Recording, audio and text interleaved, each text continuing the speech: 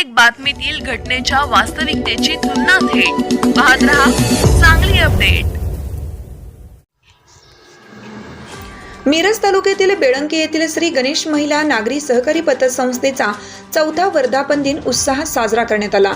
या प्रसंगी विविध क्षेत्रातील मान्यवरांनी हजेरी लावून संचालक मंडळ व चेअरमन चौगाव येथील संजय पवार यांना शुभेच्छा दिल्या। बेळंकी नगरीचे मिरज तालुक्यातील बेळंकी येथील संजयजी पवार हे अत्यंत शून्यातून व्यावसायिक वृद्धी करत श्री गणेश उद्योग समूहाची स्थापना केली। या उद्योग समूहाच्या आधिपत्यात या उद्योग समूहामध्ये अनेक व्यवसायाने भरारी घेतली। यामध्ये Shri Ganesh cloth stores, Shri Ganesh TVS showroom, Shri Ganesh men's wear, Shri Ganesh महिला नागरी सहकारी पतसंस्थेची उभारणी त्यांनी केली।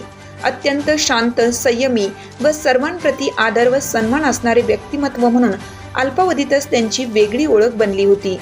त्यांच्या याच गुणवैशिष्ट्यांचा फायदा त्यांना व्यवसायात होत गेला।